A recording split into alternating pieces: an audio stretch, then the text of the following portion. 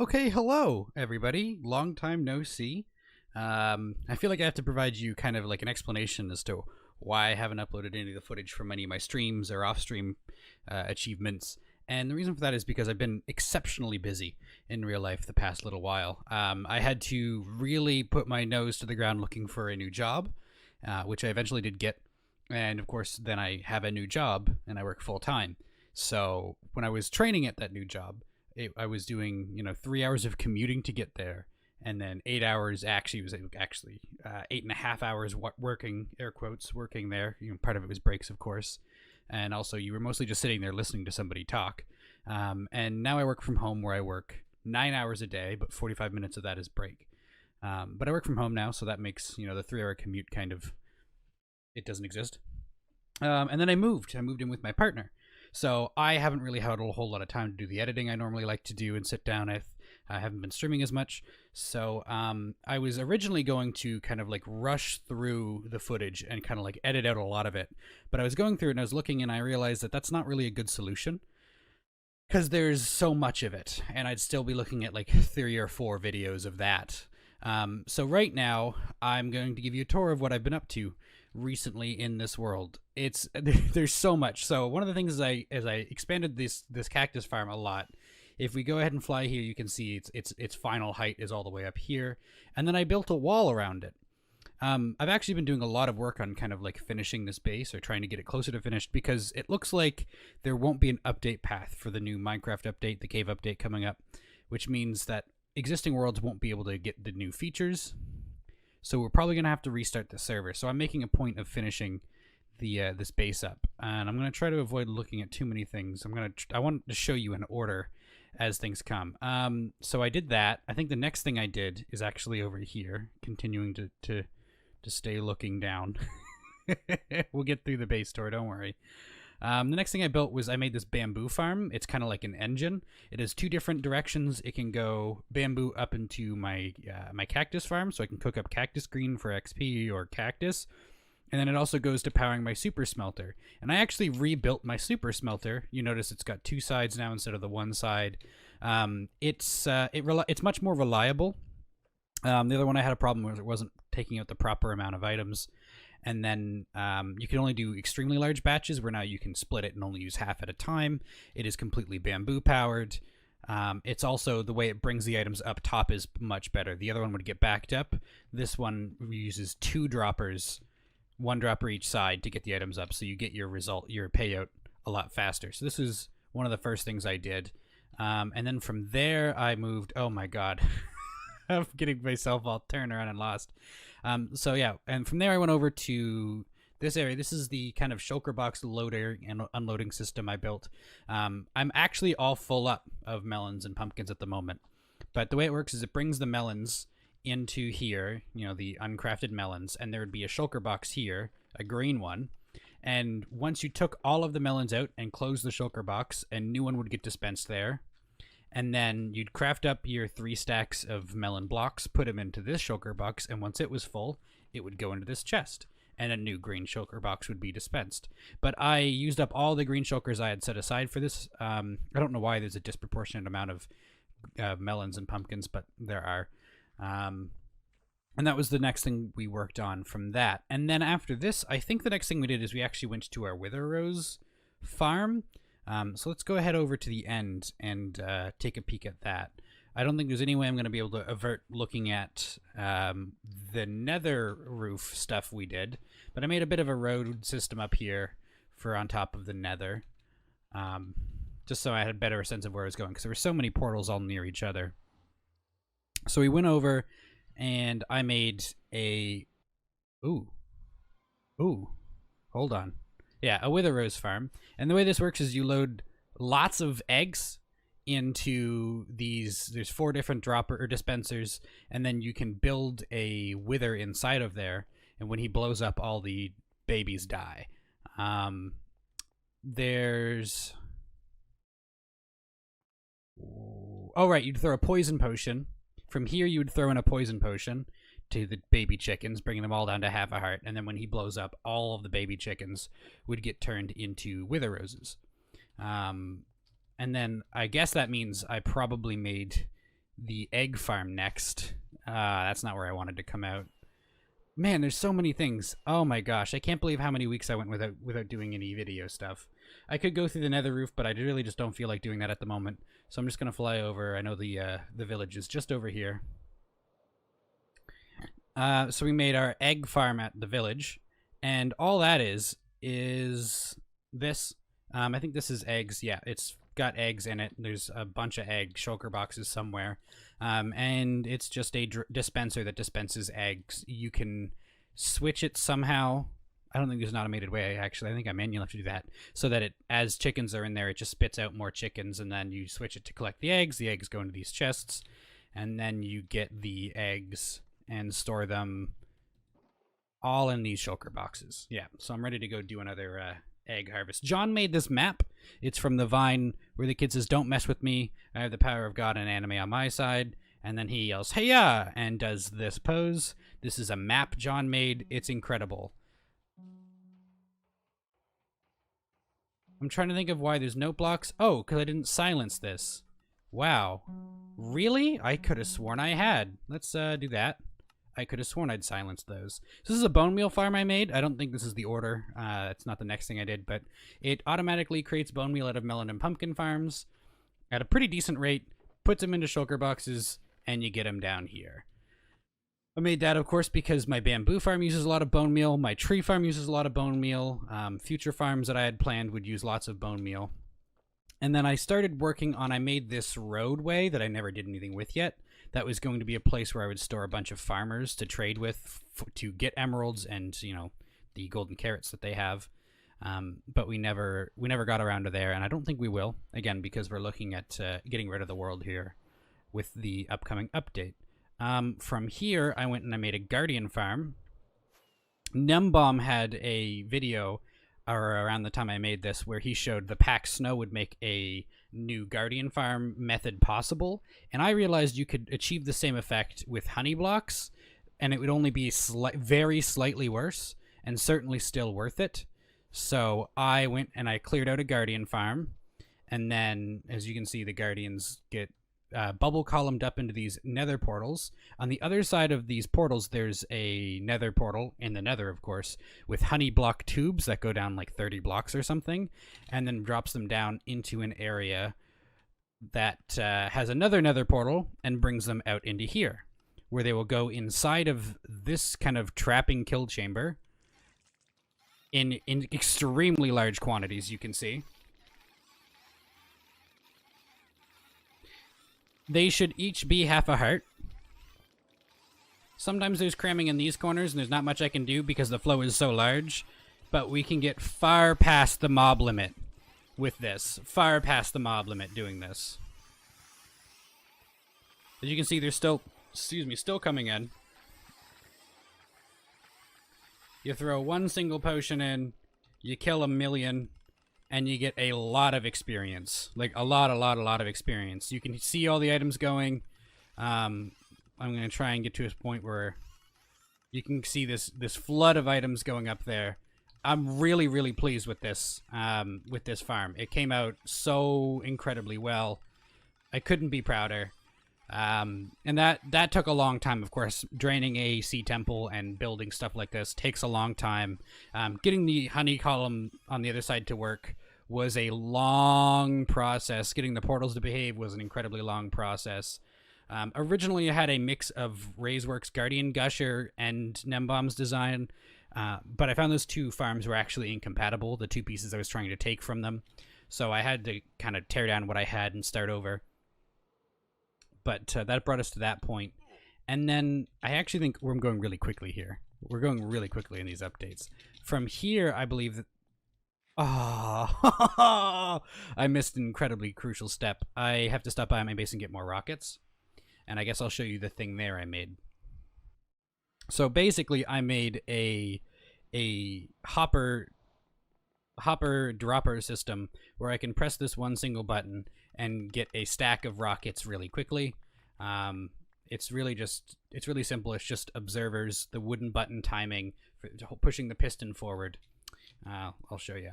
So the timing from the wooden button is perfect to get 8 clicks from observers, facing observers. There's 8 droppers, each dropping 8 fireworks. There you go. That's how you get exactly 1 stack of fireworks from that. Keeping our head down again, we're going to go straight back to where we were. So I actually skipped the part where I made the Wither Skeleton farm. I showed a piece of that in my previous video, and then I guess I forgot that I haven't shown that yet. That footage was probably recorded like 3 months ago now at this point, so you'll have to forgive me for it slipping my mind. It's not working at exactly perfect order at the moment because there's some sections in the perimeter we dug out where mobs can spawn, particularly along the roof. So unfortunately I won't be able to show you it in perfect working order. I don't think we're ever actually going to finish the kind of like roof project we're doing. But essentially up here, mobs now spawn. Oh, he's got this whole scaffold to get up here too. So yeah, mobs spawn. Oh, do they? Yeah. Ooh, no, it looks like he slabbed this. And I'm not sure how you got here unless... Yeah, he didn't finish blocking it. Okay. But he was working on it. So also there's this whole thing going on there. But we built this. This is Nembomb's fortress farm design. And the way it works is basically some sweeping blocks go back and forth and shove all of the mobs from inside the fortress into this center point where I can then kill them. The bottom layer has soul, soil, and wither roses on it because the bottom layer, for whatever reason, was spawning hoglins, which were taking up mob cap space because they couldn't fit into the space and be shoved down. So only wither skeletons spawn on the bottom block. But as you can see in here, this is really a really significant farm. There are so many things that come through there. Even not working at completely perfect, it still is really quite substantial. And that's where we got lots of beacons and stuff. I think we still have, yeah, a really, really substantial amount of skulls. I think I've looted this fairly recently, yeah. So there's not too much loot there I can show. But that was something we did quite a while ago. And I'm quite proud of. That's the second one of those I built. I really, really think they are the way when you are... oh, owie. When you are trying to get wither skeleton skulls. Because you get certainly more than you need at any point. And you also get, you know, gold and everything else that you need from the Nether fortresses. So I think it's the most efficient. I know some people prefer straight wither skeleton farms just so they can, you know, sort fewer items as well as get more skeletons, and by that way more skulls, but I don't think that's necessary. Personally, I'd rather get a little bit of gold while getting the skulls I need, because even if you need a lot of skulls, it doesn't take that long, and how many do you is a lot. Like, do you need 100 beacons? Not likely. And if you do, you get gold while you're at it. You get blaze rods while you're at it. Bones, which are always exceptionally useful. And then I think I built this Coarse fruit farm over here. Coarse flower and fruit farm. It functions. There are dispensers up there that when you press this button, the arrows are dispensed, and enough of the flowers are shot that when the water pushes everything into the collection thing, you get a profit of flowers and can replant. The biggest problem with this is distributing the arrows to all the dispensers. There's not really a good way to automate that fully because there are so many dispensers. So just every once in a blue moon, you have to manually go up and jam a bunch of arrows into this contraption. But yeah, this is definitely profiting, and you don't really need that much more. Like, at least I don't, because I don't often build with chorus flowers or fruit. I think they're kind of an awful building material, personally. Yeah, you put the arrows back in here is where I've been keeping them until I'm ready to return them.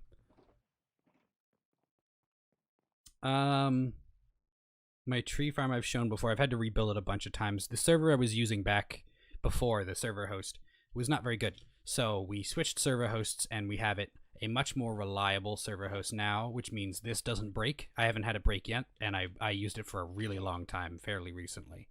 So, yeah, definitely don't go with the server host I had before. They were terrible. I've switched to Apex hosting, and they're really good. They're really good. They're comparable price to what I was paying, and it doesn't have problems. The kind of straw that broke the camel's back for me that made me switch was I built this potion brewing machine, and I'm very proud of this design. This is a Noron original. So the way it works is you put in order from right to left the ingredients you want to see show up, and then you can press, I think it's this button. Yes, this button, and it'll dispense those items, and then put them into this brewer. Once the items make it in, it's timed so that that's going to push forward, and now the items will skip past and go to the next brewer.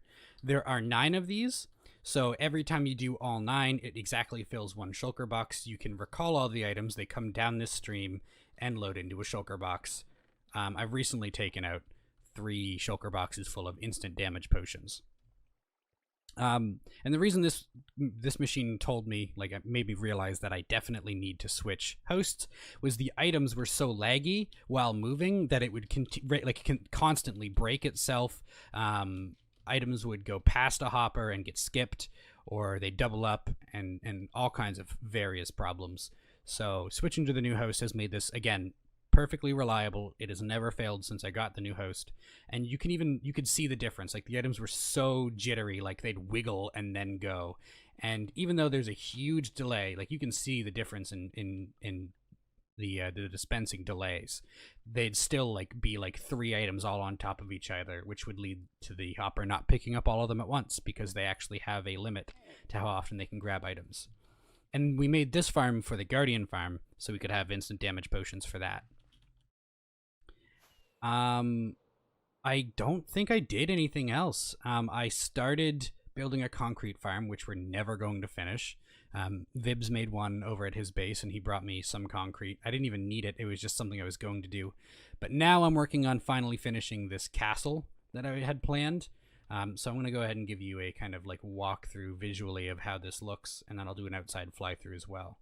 So, if you've been following me for a while, you know that I've repeatedly had to start worlds over. I used to play a lot of hardcore, and I couldn't stop dying to glitches. A lot of momentum bugs. The last one that got me was an invisible mob bug caused by Optifine, which has since been patched, thankfully, out of Optifine. But I've been constantly having these really crazy base ideas that get interrupted by a random death. So before I'm ready to kind of put this world to bed and move to the cave update when that comes out in, I'm guessing June, but I'm totally pulling that out of the air. Could be sooner, could be later, but I'm guessing June. I want to finish this, so I've been spending some time building walls and things around this structure, which previously did not have them. So there's obviously still lots to do. This is obviously not finished. This is not finished, but it feels a lot more done. I'm really happy with the way this room has come out. You probably can't see very well because of the YouTube's compression, but I've got these arches going through. It's really quite tall up there. There are these beams up there that go back and forth. It's awesome, and I've designed it so that you can fly from here all the way through. Excuse me. You can fly all the way through, and this is going to be an open platform built up to there. And I want to have walls all around here, but a little circle right here where you can kind of fly through and straight down into this spot is kind of in my head. Okay, I don't know how to fly. I've lost the ability of flight. I've got, yeah, so there's so much to show. This room kind of never existed. This is the one end of my item sorting system. I made this kind of staircase here to get up from where I craft my fireworks. I'll just drop down because it is quite tall. This is a less new area here, but this is a new doorway that takes you to this room where we crafted my fireworks for ages. That spiral staircase there goes up, and then down here to the new super smelter, back here to the room above the creeper farm, which is still running. Although I think in the future, if I build these, I might make it 1 block shorter because this is getting super annoying. Out here, nothing new. And then, of course, we built the walls up around here and in here.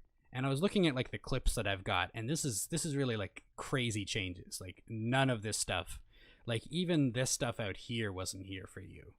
So a lot of progress. The kind of the way I'm tackling this is, of course, if you fly up over here where I did my last intro, it looks awful from here. And the way I'm tackling this is I'm building what I call the blank walls and like the general structure, and then I'm going to go through afterwards and detail it and make it look better, because this is seriously ugly. This is just gray, flat grossness. But I'll go through afterwards when all the towers and all the structures are built and all the lower wall goes all the way around, and I'll detail it. And I'm probably not going to go with the exact same convention I used when I did these walls, which I did first and realized this was not a sustainable method of making progress. But, you know, we'll have some sort of way to make the walls look less flat, less monochrome, you know, or chromeless. They're all just gray. That's not much of a color. And yeah, that's where we're at. Once we're done this, I'm hoping that by the time I finish this, we've got a stable snapshot that we can play on and move the server to the cave update snapshots. I'm hoping. I won't move the server over until it's stable, for I think quite clear reasons. You know, you don't want to make a bunch of progress on a server and have to abruptly end it. Like this is, so right now it is February. We started this in November, but mid-November, and this is kind of what we've been able to achieve in that time frame. And it's a lot earlier than I was hoping to do. We started the server basically right before the cave update was announced, if I'm not mistaken. So yeah, but I've got some really great ideas for when the cave update comes out, and I'm really excited to play it, of course.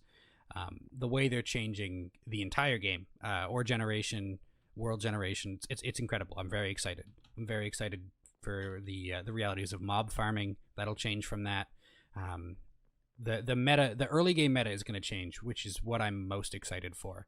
Because if you guys, like, you know me, I've got a very, very defined how you start a world and move forward. And that's not going to work the same at all anymore. It's going to be completely different. So I'm really excited to try that out.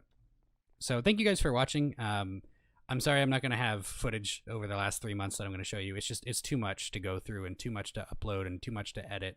And by the time I'm all caught up, I'll be another 2 months into the cave update, I'm sure, by then. So this kind of like base tour update feels like the best way to address this and show you guys what we've got going on. So again, thank you so much for watching. I hope to have more regular content for you, moving not exactly forward, because the next little while is going to be just placing the same handful of blocks for hours and hours. But once the cave update comes out and we move on to that, or who knows what else will come out with snapshots and things. Take care of yourself, and we'll see you next time.